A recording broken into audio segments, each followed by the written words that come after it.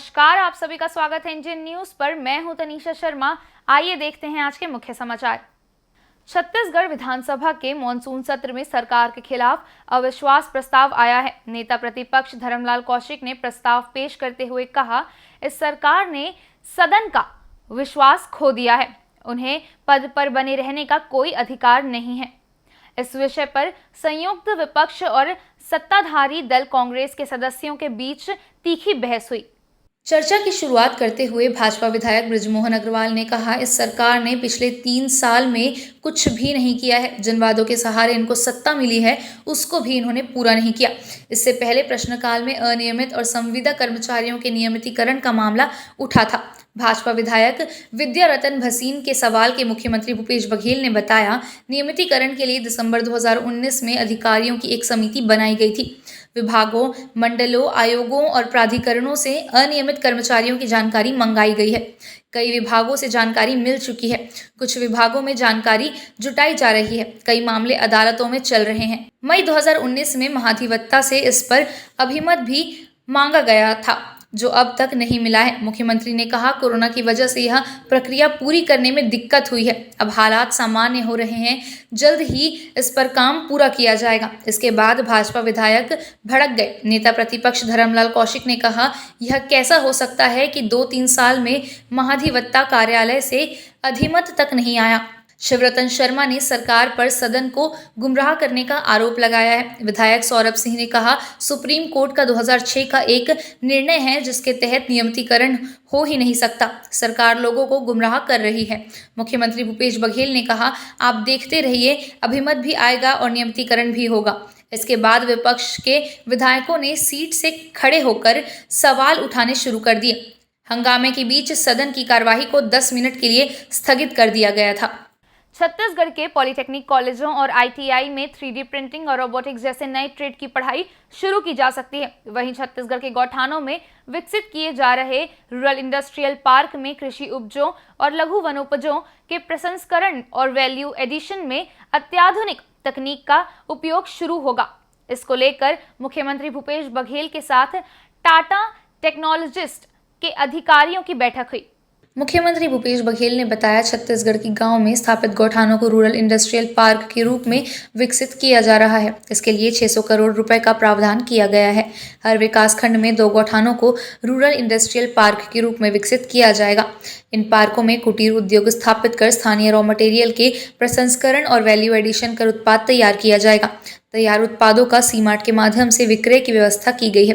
बैठक में agriculture research and innovation centre पर भी विचार विमर्श हुआ। बैठक में मुख्यमंत्री के सलाहकार प्रदीप शर्मा, विनोद शर्मा, अपर मुख्य सचिव सुब्रत साहू, कृषि उत्पादन आयुक्त डॉक्टर कमलप्रीत सिंह, छत्तीसगढ़ राज्य औद्योगिक विकास निगम के प्रबंधन संचालक अरुण प्रसाद, टाटा टेक्नोलॉजी के अधिकारी सुशील कुमार, राजेश राघवन और पीवी काउलगुड़ उपस्थित थे। मुख्यमंत्री भूपेश बघेल ने प्रदेशवासियों को हरेली तिहार की बधाई और शुभकामनाएं दी हैं। हरेली की पूर्व संध्या पर जारी अपने शुभकामना संदेश में सीएम बघेल ने कहा कि हरेली छत्तीसगढ़ के जनजीवन में रचा बसा खेती किसानी से जुड़ा पहला त्योहार है। इसमें अच्छी फसल की कामना के साथ खेती किसानी से जुड़े औजारों की पूजा भी की जाती है। पूजा कर हम धरती माता का हमारे भरण पोषण के लिए आभार व्यक्त करते हैं। सीएम बघेल ने ट्वीट कर एक वीडियो भी शेयर किया है। मुख्यमंत्री ने कहा है कि इस वर्ष हरेली का त्योहार प्रदेशवासियों के लिए गोधन न्याय योजना की सौगात लेकर आ रहा है। हरेली से राज्य सरकार की इस महत्वाकांक्षी देश की अपनी तरह की पहली अनूठी योजना का शुभारंभ होने जा रहा है, जिसे लेकर लोगों में अभूतपूर्व उत्साह है। सीएम बघेल ने कहा कि गांव-गांव में हरेली के पर्व को बड़े उत्साह और उमंग के साथ मनाया जाता है। नागर, गेंती, कुदाली, फावड़ा समेत कृषि के काम आने वाले सभी तरह के औजारों की साफ सफाई और पूजा की जाती है। पारंपरिक तरीके से लोग गेड़ी चढ़कर हरेली की खुशियां मनाते हैं। प्राचीन मान्यता अनुसार सुरक्षा के लिए घरों के बाहर नीम की पत्तियां लगाई जाती हैं।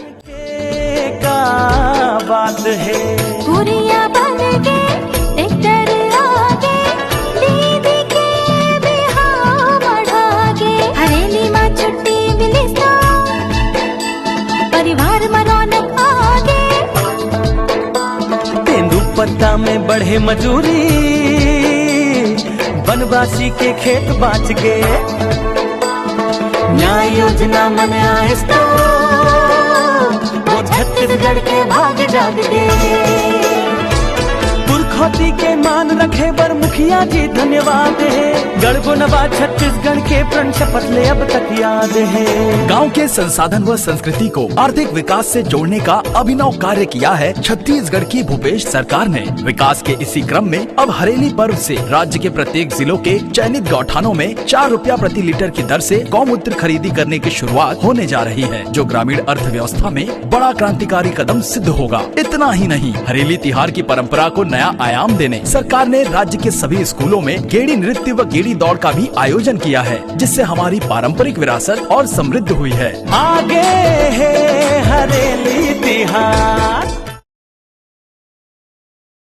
छत्तीसगढ़ में मंकी पॉक्स महामारी का एक संदिग्ध केस मिला है। यह रायपुर के पुरानी बस्ती स्थित जैतूसाव मठ की संस्कृति पाठशाला का एक 13 वर्षीय विद्यार्थी है। बच्चे के शरीर पर लाल दाने हैं, उसे बुखार भी है। मंकी पॉक्स के लक्षण देखकर उसे डॉक्टर भीमराव अंबेडकर अस्पताल के आइसोलेशन वार्ड में भर्ती कर दिया गया है। बताया जा रहा है कि मूल रूप से कांकेर का रहने वाला 13 वर्षीय छात्र जैतूसाव मठ के छात्रावास में रहता है। 3 दिन पहले उसके शरीर पर लाल दाने दिखाई दिए। सोमवार को उसे जिला अस्पताल के चर्म रोग विभाग की ओपीडी में दिखाया गया। वहां मंकी पॉक्स संदिग्ध मानकर डॉक्टरों ने मेडिकल कॉलेज जाने को कहा। मंगलवार को उसे मेडिकल कॉलेज से संबद्ध डॉक्टर भीमराव अंबेडकर अस्पताल की ओपीडी में दिखाया गया। यहां शुरुआती जांच के बाद डॉक्टरों ने बच्चे को रोक लिया। उसे आइसोलेशन वार्ड में भर्ती किया गया है। इसकी जानकारी राज्य स्तरीय सर्विलेंस टीम को दी गई है। उसके बाद छात्रावास में रह रहे शेष 19 बच्चों को भी क्वारंटाइन कर दिया गया है। उनकी सेहत पर नजर रखी जा रही है। महामारी के प्रोटोकॉल के मुताबिक मरीज और उसके साथ के बच्चों से सैंपल को जांच के लिए नेशनल वायरोलॉजी लेबोरेटरी भेजा गया है। रायपुर में एक बच्चे को जो 13 वर्ष का है, उसे मंकी पॉक्स के कुछ लक्षण दिखे हैं। इसके लिए उसको आइसोलेशन में मेकाहारा में भर्ती रखा गया है और इसकी जांच के लिए सीरम को NIV पुणे में भेजा गया है। इसके अलावा उसके संपर्क में आने वाले अन्य बच्चों को भी ऑब्जर्वेशन में रखा गया है। अभी सावधानी बरतने की आवश्यकता है। पुष्टि नहीं हुई है, इससे घबराने की बात नहीं है, क्योंकि मंकी पॉक्स का उपचार उपलब्ध है और हमें मास्क पहनना चाहिए, हाथ नहीं मिलाना चाहिए और जिनको शरीर में फफोले या दाने हैं, इनसे संपर्क से दूर रहना चाहिए। ये सावधानी हमें बरतना है। नई दिल्ली में ईडी सोनिया गांधी से नेशनल हेराल्ड मामले को लेकर तीसरे दिन भी पूछताछ कर रही है। इसके विरोध में कांग्रेसी प्रदेश भर के जिला मुख्यालयों में धरना प्रदर्शन कर रहे हैं। वहीं कांग्रेसियों ने आज रायगढ़ शहर में भी विरोध प्रदर्शन किया। ईडी ने आज तीसरे दिन भी कांग्रेस अध्यक्ष सोनिया गांधी से नेशनल हेराल्ड मामले में पूछताछ की। रायगढ़ में भी आज कांग्रेसियों ने पुलिस कार्यालय के सामने मौन प्रदर्शन कर सोनिया गांधी को जबरन परेशान करने का आरोप लगाया है। कांग्रेसियों ने ईडी की सोनिया से हुई पूछताछ को सार्वजनिक करने की मांग की है। कांग्रेसियों का कहना है कि आखिर ईडी तीसरी बार ऐसे कौन से सवाल पूछ रही है जिसको पूरा देश जानना चाहता है। आज पूरे मुख्यालय में सत्याग्रह आंदोलन किया जा रहा है और जो केंद्र सरकार द्वारा हमारे राहुल गांधी जी को, सोनिया गांधी जी को परेशान कर रहे हैं ईडी के माध्यम से, उसी के आज विरोध में हम धरना प्रदर्शन किया गया है। पूरे मुख्यालय में लगातार हमारे राहुल गांधी, सोनिया गांधी जी को परेशान किया जा रहा है केंद्र सरकार के द्वारा। तो इसीलिए हम मांग कर रहे हैं केंद्र सरकार से कि जो भी पूछा जाता है वो पूरा सभी जनताओं के बीच में ऑनलाइन किया जाए और उनके समक्ष ही पूछा जाए, ताकि जो इसमें राजनीति कर रहे हैं केंद्र सरकार, उसके विरोध में हम धरना प्रदर्शन इसीलिए कर रहे हैं। वक्त हो चला है एक छोटे से ब्रेक का। ब्रेक के बाद भी खबरों का सिलसिला यूं ही जारी रहेगा। तब तक बने रहिए इंडियन न्यूज के साथ।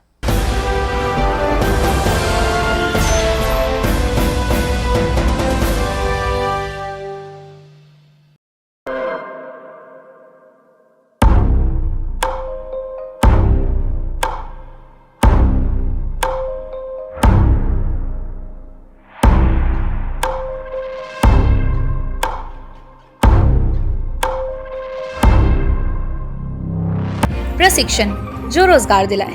Computer hardware, mobile servicing course, electronical course, electronics course, refrigeration, air conditioning course, छात्रावास की सुविधा। Indu technical institute, T market power house, जिला दुर्ग, छत्तीसगढ़। Mobile number 9827194279 7415674157। ये है इंदू ब्रॉडकास्टिंग प्राइवेट लिमिटेड और आप देख रहे हैं इंडियन न्यूज, हर पल, हर क्षण, हर सच।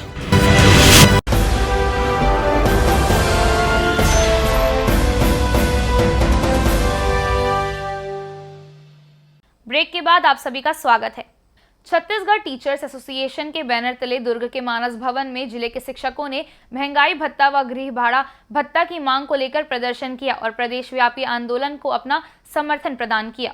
छत्तीसगढ़ राज्य कर्मचारी संघ के द्वारा की जा रही प्रदेश व्यापी आंदोलन के तहत अपनी 2 सूत्री मांग को लेकर छत्तीसगढ़ टीचर्स एसोसिएशन भी आंदोलन की राह पर है, जिन्होंने अपने आंदोलन के दूसरे दिन मानस भवन के प्रांगण में हल्ला बोल प्रदर्शन किया, जिसमें दुर्ग जिले के विभिन्न स्कूलों के शिक्षकों ने बड़ी संख्या में हिस्सा लेकर गृह भाड़ा भत्ता व डीए की मांग की।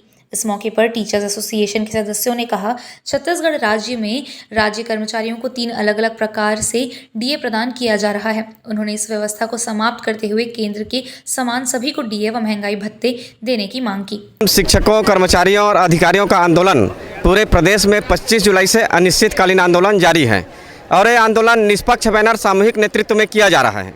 और निश्चित रूप से आप सबको पता है कि जिस प्रकार से देश में महंगाई बढ़ती जा रही है, उसके साथ साथ प्रदेश में भी भारत सरकार ने पूरे अपने जितने कर्मचारी, केंद्रीय कर्मचारी, उनको 34% महंगाई भत्ता दे चुके हैं। साथ ही साथ पूरे देश के लगभग सभी राज्य अपने कर्मचारियों को 31% से 34% महंगाई भत्ता दे रहे हैं। साथ ही साथ इसी छत्तीसगढ़ में 4 प्रकार के डीए दिया जा रहा है। एक पेंशनरों को 17%, हम शासकीय कर्मचारियों को 22% और अखिल भारतीय कैडर जो हमारे राजस्व से उनको वेतन मिलता है, ऐसे कर्मचारियों को 31% और बिजली कर्मचारियों को 34%। तो हम शासकीय कर्मचारियों का एक ही मांग है कि पूरे छत्तीसगढ़ के शासकीय कर्मचारियों को 34% महंगाई भत्ता दिया जाए, साथ ही साथ 7वें वेतनमान के अनुसार गृह भाड़ा भत्ता दिया जाए। और इस मांग के पूरा नहीं होने पर हम पूरे समस्त प्रदेश के शिक्षक, अधिकारी, कर्मचारी मिलकर अनिश्चितकालीन आंदोलन हमारा जारी रहेगा जब तक सरकार हमारी बात को नहीं सुनती है।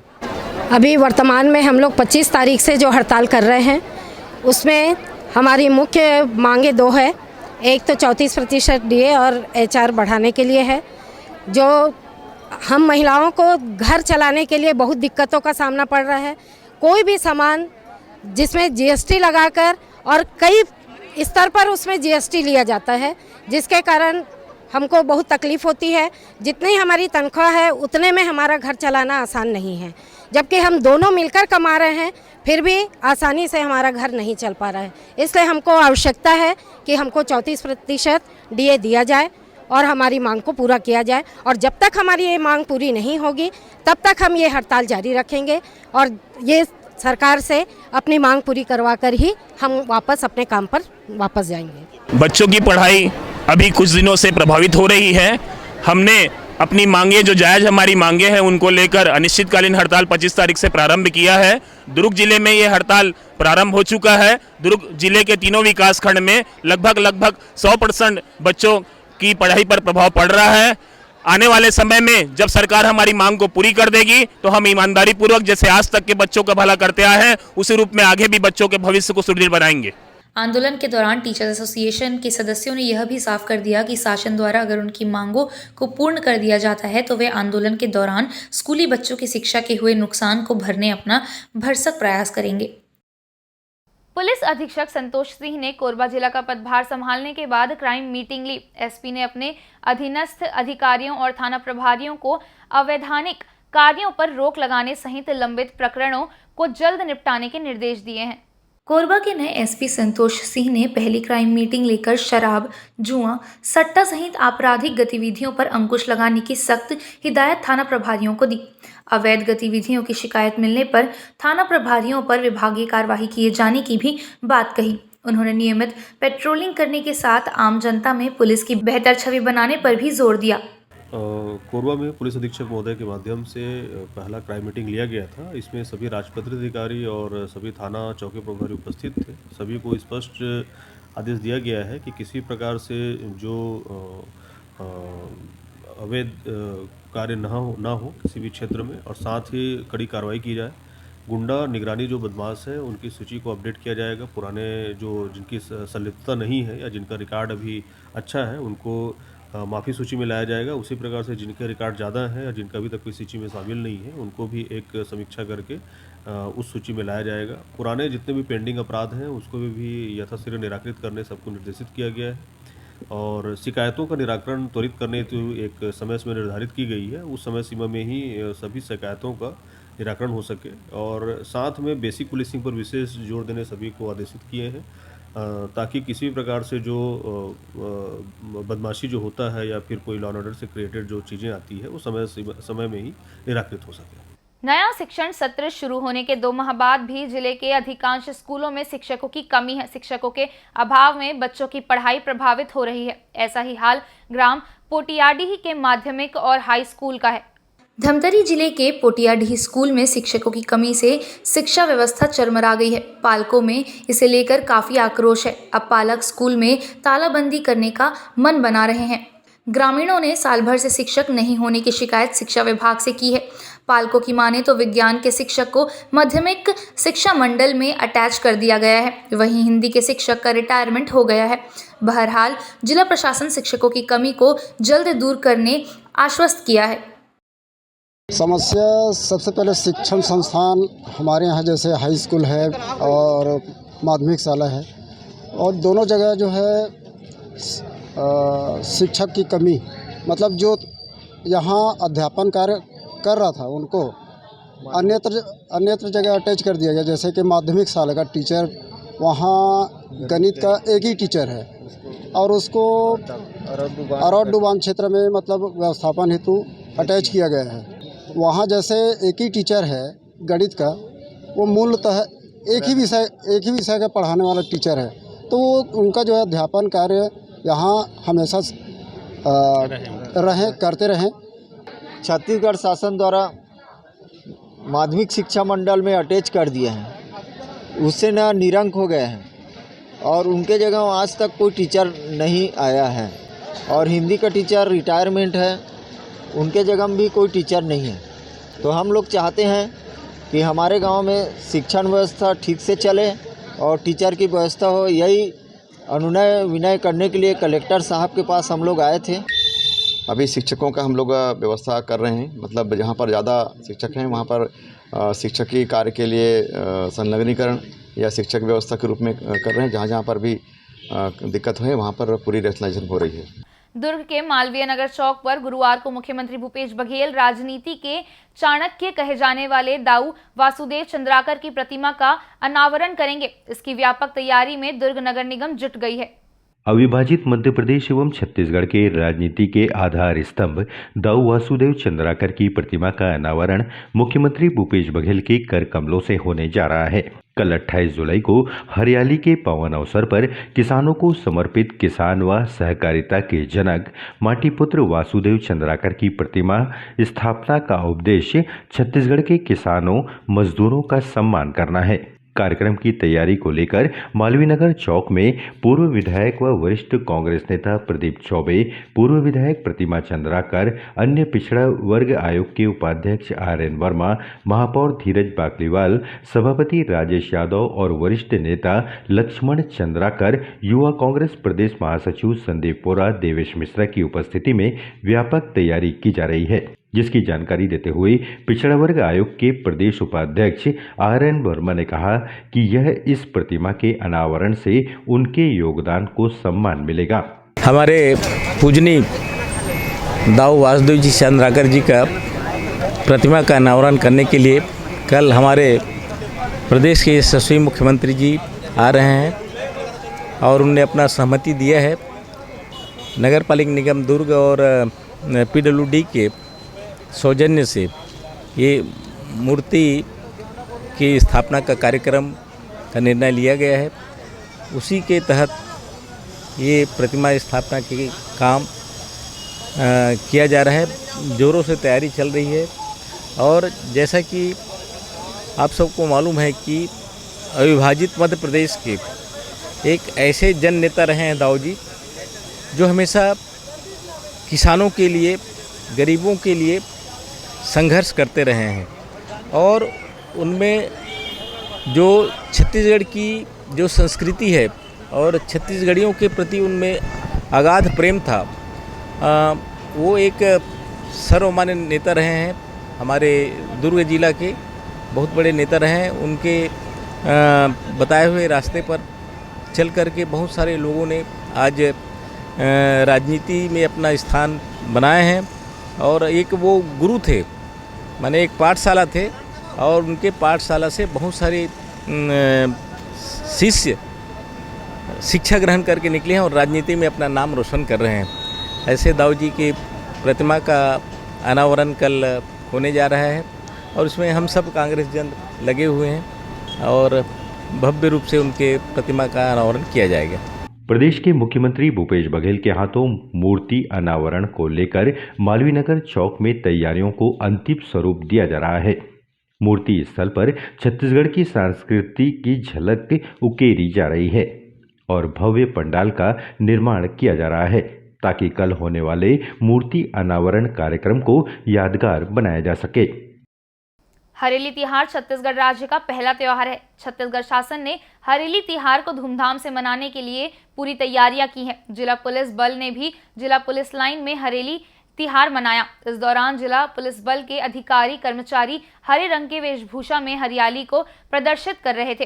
पुलिस अधिकारी व कर्मियों ने छत्तीसगढ़ राज्य का नक्शा मानव कड़ी में बनाया।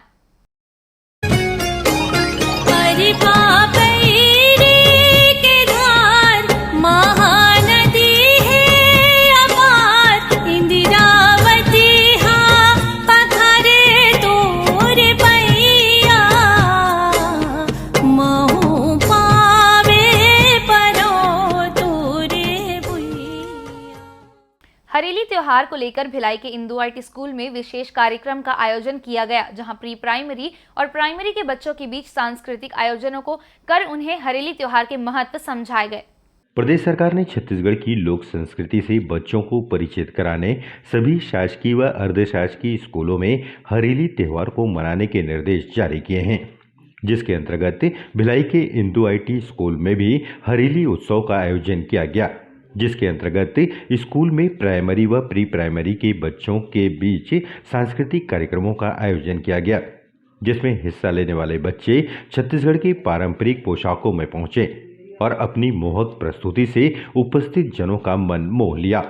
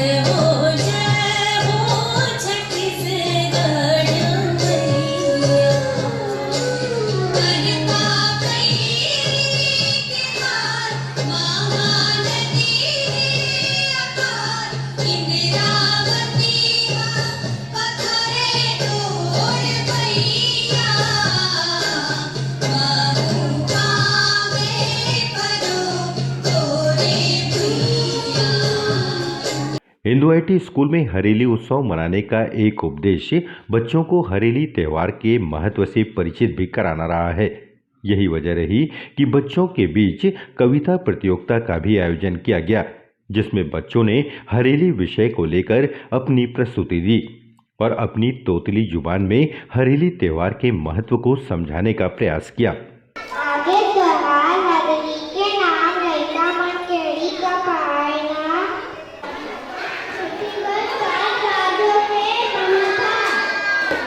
श्रावण माह भगवान भोले शंकर का प्रिय माह है, इसलिए हरेली के इस पर्व को कहीं कहीं हरकाली के नाम से भी जाना जाता है, क्योंकि श्रावण माह शंकर भगवान जी को विशेष प्रिय है। हरेली पर किसान नगर कहती कुदाड़ी फावड़ा समेत कृषि के काम आने वाली सभी तरह के औजार की साफ सफाई कर उन्हें एक स्थान पर रखते हैं और पूजा करते हैं।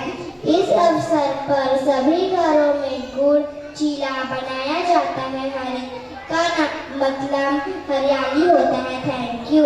पेड़ों से हमें मिलती ऑक्सीजन, पेड़ बचाओ पेड़ बचाओ। स्कूल में हरेली त्योहार को मनाना बच्चों को छत्तीसगढ़ की लोक संस्कृति से जोड़ना है।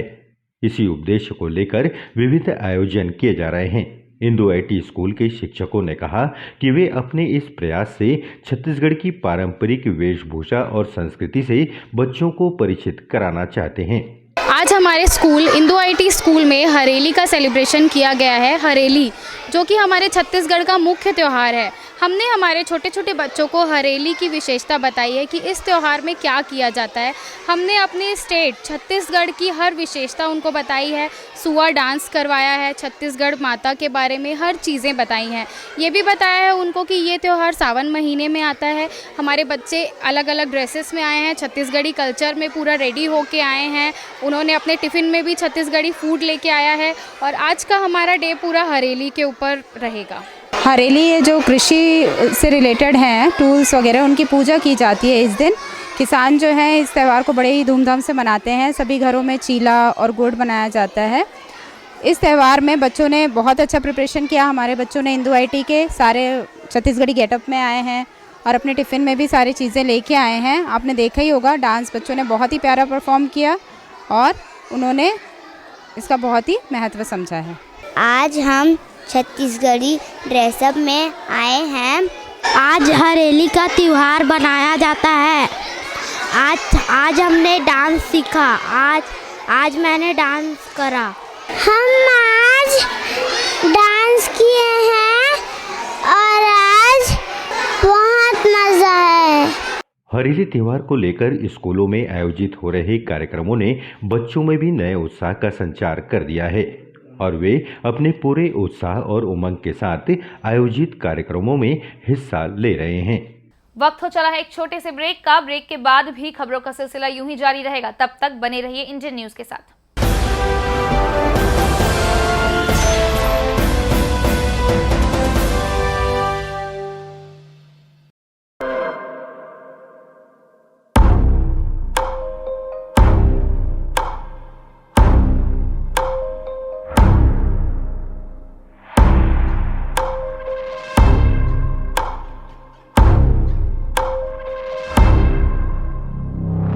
प्रशिक्षण जो रोजगार दिलाए। Computer hardware, mobile servicing course, electronical course, electronics course, refrigeration, air conditioning course, छात्रावास की सुविधा। Indu technical institute, T market power house, जिला दुर्ग, छत्तीसगढ़। Mobile number 9827194279, 74156744157। ये है इंदू ब्रॉडकास्टिंग प्राइवेट लिमिटेड और आप देख रहे हैं इंडियन न्यूज। हर पल, हर क्षण, हर सच।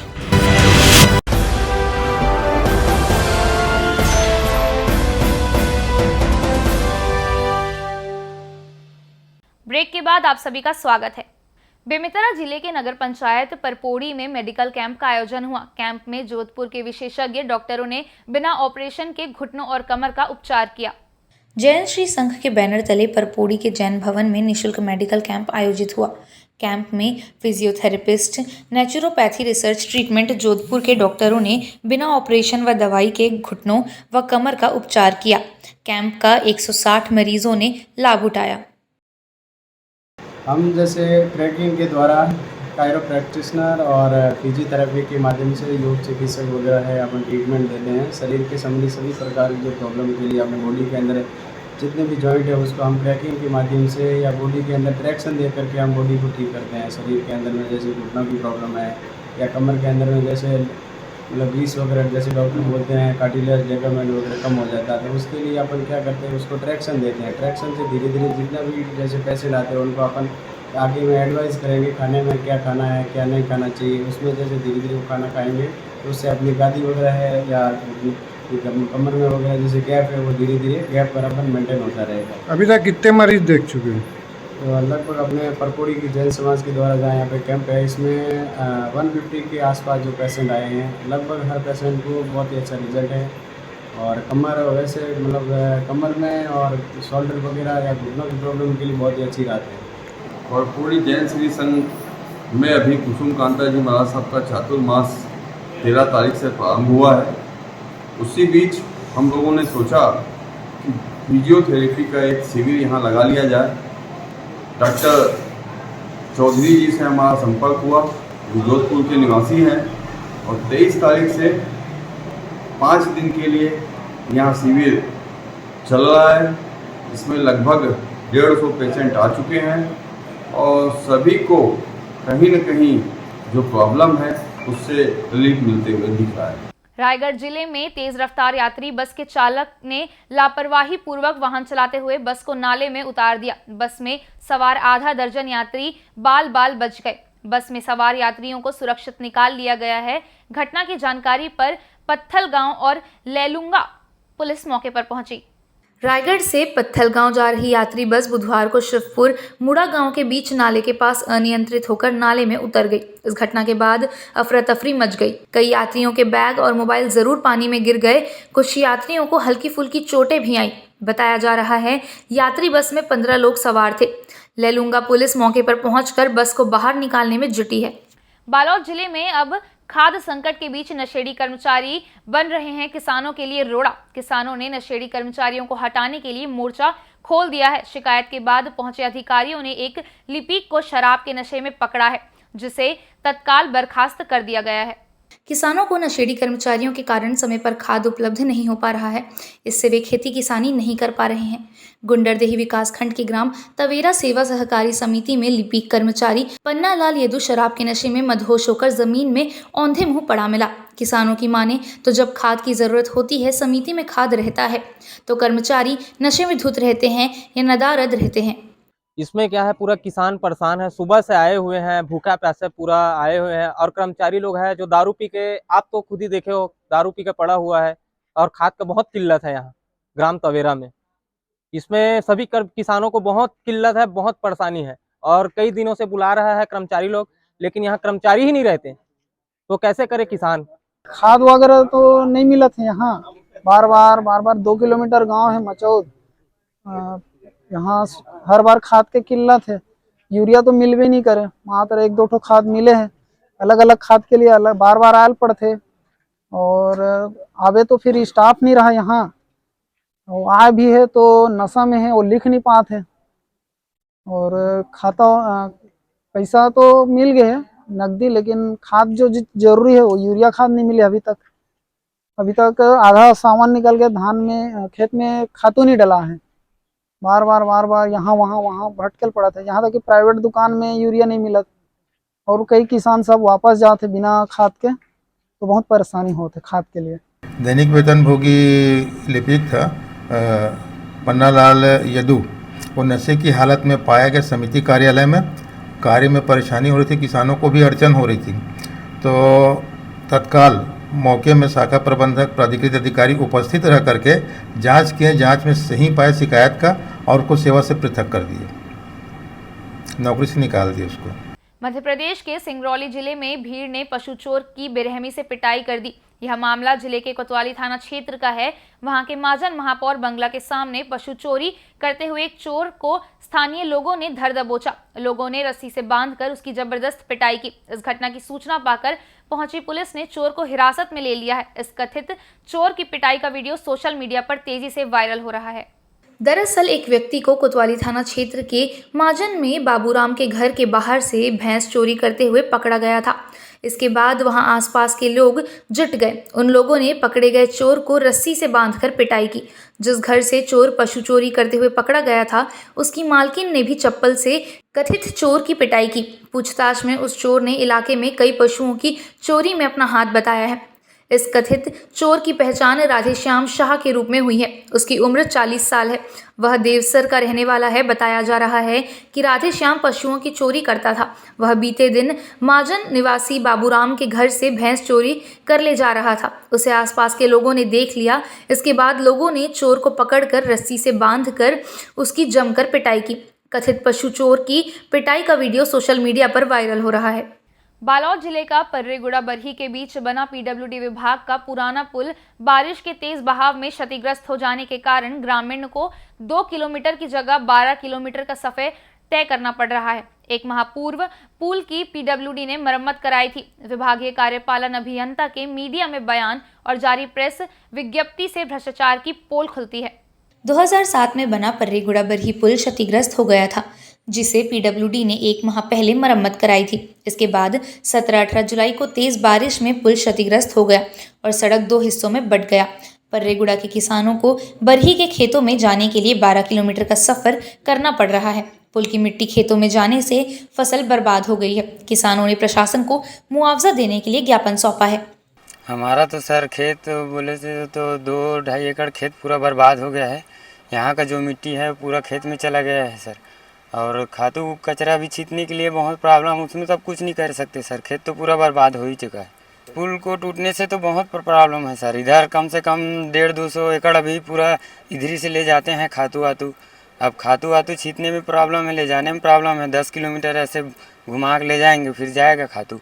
इस पुल एक माह पूर्व पीडब्ल्यू विभाग के द्वारा बने थे और ये हमें अभी खेती बाड़ी करने के लिए बहुत सारा नुकसानी का सामना करना पड़ा है। यहाँ से हमें बरही जाना है बीज खाद के लिए, उसके लिए हमें लगभग 12 किलोमीटर यहाँ से तय करना पड़ा है। यहाँ से बच्चे बरही स्कूल जाते हैं, मिडिल हाई स्कूल पढ़ने, उसको भी 12 किलोमीटर की सफ़र तय करना पड़ा है। हम लोग खेती किसानी के लिए हमें जाने के लिए बहुत ज़्यादा परेशानी का सामना करना पड़ा है। हम लोग नाला को क्रॉस कर अपने जान को जोखिम में डालकर हमें नाला क्रॉस करके अपने खेत खलिहान में जाना पड़ा है। हमें खातू ले जाने के लिए, बीज ले जाने के लिए बहुत तकलीफ हो रहे हैं। अभी वर्तमान में अपन देखते हैं तो 3 किसान के ज़्यादा है, बाकी तो और है। जाने से पता चलेगा, वहाँ ब्यौरा अपन जाएगा तब। कब बना था पुल? पुल अभी आने जाने के लिए अभी गर्मी में बना था साहब। वो हम बह गया। ऐसे तो 2 पुल डाले थे, जबकि उसमें कम से कम बहुत पानी आवक होता है। 2 पुल हम लोग गर्मी में भी बोले थे साहब को, फिर भी वो 2 ही पुल लगा दिए और वर्षा अधिक हो गया और मिट्टी डालकर अपन खेत में डाल दिया है। इस मामले में पीडब्ल्यूडी के कार्यपालन अभियंता की माने तो पहले से डैमेज पुल की मरम्मत कराई गई थी। विभाग को 50 लाख का प्रस्ताव भी भेजा है। वहीं उन्होंने एक माह पूर्व कुछ भी खर्च ना कर अपने संसाधन पर पुल की मरम्मत करने की बात कही है, लेकिन मीडिया में बयान देने के 12 घंटे बाद जारी विज्ञप्ति में 12 लाख का नुकसान बताया है। अब सवाल उठता है, क्या पुल के बह जाने के बाद अब अधिकारी 15 लाख की बंदरबाट करने की योजना बना रहे हैं? बहरहाल नवा छत्तीसगढ़ की परिकल्पना पर पानी फेरने वाले पर ऐसे भ्रष्टाचार अधिकारी पर सरकार क्या कार्रवाई करती है? पर्रेगुड़ा बरही रोड में बरही गांव में एक पुल था, पहले से ही कुछ डैमेज था। उसको आवागमन के सुचारू संचालन के लिए हमने रिपेयर कराया था। 16-17 तारीख के लगातार बारिश की वजह से और ऊपर डैम है, उसके भी ओवरफ्लो होने की वजह से वो पुल आज की स्थिति में 16-17 तारीख को बह गई है। मैं उसका प्रस्ताव पहले से ही भेजा था, क्योंकि डैमेज पुल था। 50 लाख का मैंने भेजा है। बड़े ऑफिस में एस्टीमेट सबमिट है। उसमें हमने अपने स्तर से कराया था। जो भी डैमेज पाइप मिला हमारे पास था वो मैंने लगवा दिया था। बिना खर्च के पुल बना था? अपने विभागीय स्तर पे बनवा दिया। उसमें विभागीय स्तर पे मैंने पुल को पाइप को उठवा के वहाँ लगवा दिया था अपने लेवल। देखिए, अब चूँकि अभी तो पानी बह रहा है, इसके तत्काल बाद वहाँ पर क्या अच्छी सुविधा की जा सकती है उस पर काम किया जाएगा। और जैसा आपने बताया कि जो पहले बना था और वो बहा है तो उसकी भी जांच करेंगे कि किन कारणों से इतनी जल्दी ये हुआ है। आपने जो चीज़ें बताई हैं वो सब तथ्यों में जब जांच करेंगे तो ये सब चीज़ें भी तथ्यों में ली जाएंगी। बस्तर कलेक्टर चंदन कुमार ने जगदलपुर में खेल मैदानों का निरीक्षण किया। इस दौरान अपर कलेक्टर दिनेश नाग, लोक निर्माण विभाग के कार्यपालन अभियंता AK सिंह, खेल एवं युवा कल्याण विभाग के सहायक संचालक राजेंद्र डेकाटे सहित लोक निर्माण विभाग के अधिकारी उपस्थित थे। कलेक्टर चंदन कुमार इंदिरा प्रियदर्शनी स्टेडियम पहुंचकर basketball court, hostel building, tennis court, synthetic running track, football ground, badminton hall और जिम का अवलोकन किया। उन्होंने यहां pavilion, hostel building, badminton hall के बचे निर्माण कार्य जल्द पूरा करने के निर्देश PWD के कार्यपालन अभियंता को दिए। साथ ही जिला फुटबॉल संघ के पदाधिकारियों से मुलाकात, खेल गतिविधियों पर चर्चा की। कलेक्टर ने पंडरीपानी में निर्माणाधीन हॉकी ग्राउंड और स्पोर्ट्स हॉस्टल बिल्डिंग का भी अवलोकन किया। आज की खबरों में फिलहाल इतना ही। हम फिर मिलेंगे आपसे हर पल, हर क्षण, हर सच के साथ। नमस्कार।